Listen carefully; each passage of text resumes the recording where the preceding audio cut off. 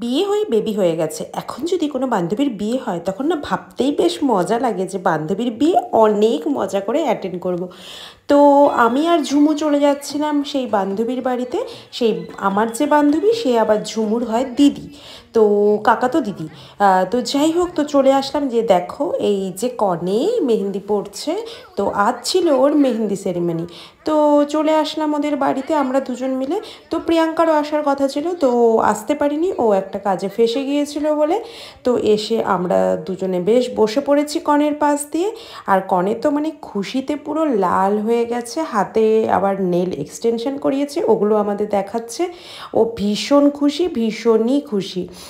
তো আমরাও খুব খুশি। তো ওর বিয়েতে কী পরবো না পরবো এগুলো নিয়ে আমরা অনেক গল্প শুরু করেছিলাম, কখন কিভাবে সাজবো, কখন আসবো, এসব নিয়ে।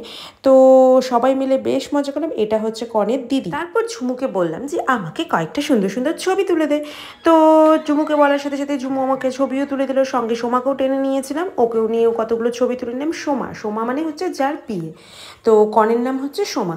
তো তারপর সবার সাথে বেরিয়ে পড়লাম নাচতে নাচতে গঙ্গা নিমন্ত্রণ করতে। তো সব বড়রা গঙ্গা নিমন্ত্রণের সব কিছু করছে, আমি আর ঝুমা তো শুধু দাঁড়িয়ে দাঁড়িয়ে ভিডিও আর ফটোই তুলে যাচ্ছি। তো গঙ্গা নিমন্ত্রণ মোটামুটি কমপ্লিট। তারপরে চলে আসলাম আবার সেই সোমার কাছে, কারণ বাইরে আজ এতটাই গরম পড়েছিল যে আর সহ্য করা যাচ্ছিল না, কতক্ষণে মনে হচ্ছে রুমে এসে এসির হাওয়া খাবো। তো চলে আসলাম, তারপর সব প্ল্যানিং প্লটিং হয়ে গেল, কালকে কখন আসবো, কী পরবো না পরবো। তো যাই হোক, টাটা, দেখা হচ্ছে তোমাদের সাথে আবার ওর বিয়ের ব্লগে।